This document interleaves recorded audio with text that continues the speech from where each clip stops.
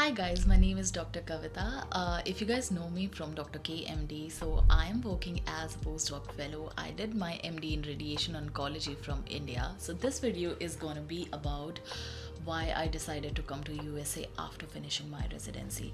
So this video is going to be for every doctor who are thinking of coming to USA and are thinking of even after their journey is finished for studying as a doctor in India, they still feel that there is something lacking in their professional journey and they're not paid enough and there is lack of opportunities, and you think that your time is over once you have finished your residency, but it's not like that.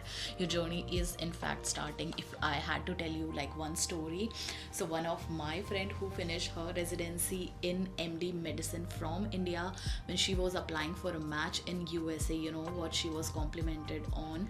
She was complimented by the interviews that you have done so much in such a young age when she was applying for a match.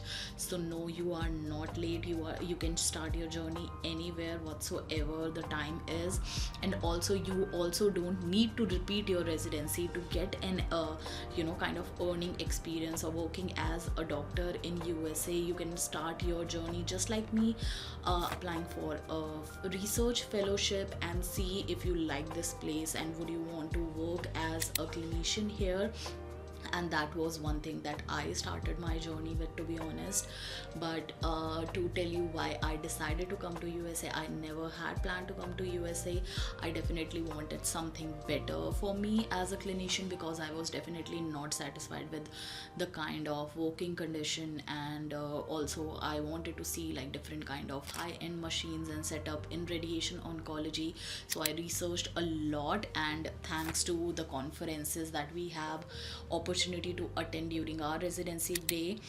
So it was only in my first year of residency when I still remember when we went to this kind of pharma kind of meetups where they have these small conferences. So there was this conference on a brachytherapy procedure, and I remember there was one kind of faculty that were visiting us from US, and he was telling us about all the journey and how it is done in US, and I was so intrigued, and it looked like a area that I had never explored before, and seemed more like a fantasy, but that got me into thinking. And trust me, doing residency gives you the confidence to step your foot outside India. Trust me, when it comes to like the self image and the self confidence, I don't know about you, but I personally did not have any confidence whatsoever in my skills or in my intelligence as a doctor.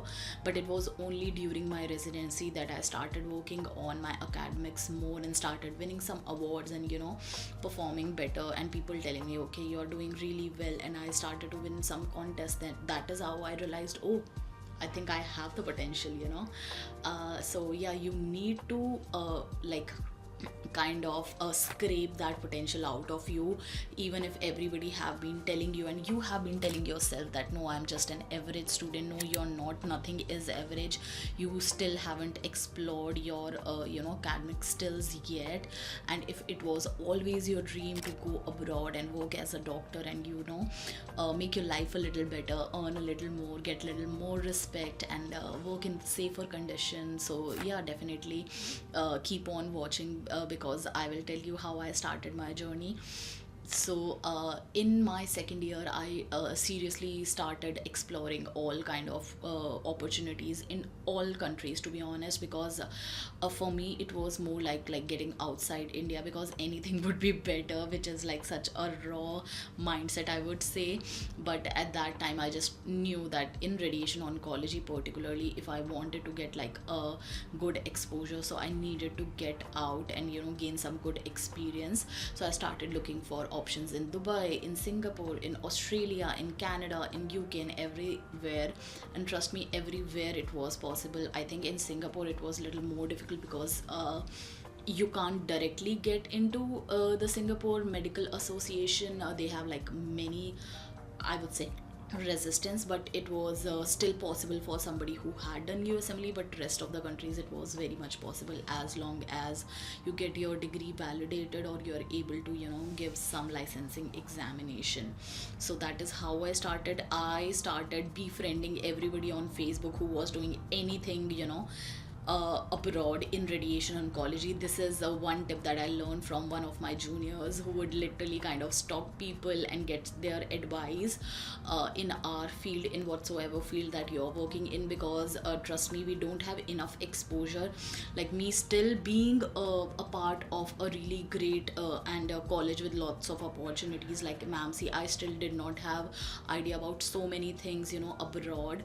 So I can't imagine a student who is working, let's say, in a private medical college or in a medical college that is in the two-tier city, like what kind of advices they might be getting from their seniors.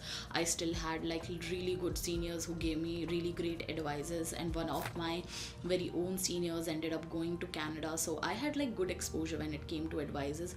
But I still felt it wasn't enough as far as other countries like Australia or UK was concerned. But that's why you have to kind of be shameless and reach out to people. At that stage when I was in residency, like people still used to approach people on Facebook, but nowadays I would say, if you're starting like in this day, I would say work on first your LinkedIn profile and start exploring and reaching out to people. Send connections to everybody in your field who are working abroad. Just take a perspective, and do a lot of research on Google from different hospital websites, like what kind of observerships they are offering, what kind of rotations they are offering. And trust me, it is not difficult, even with the financial I would say outline, even for the USA journey, because I did give USMLE step 1 and it did require some finances. I ended up staying on a tourist visa for 6 months, so which ended up getting a good amount of financial burden on me, which I had to share it with my parents, and thankfully even I was earning, so it did help.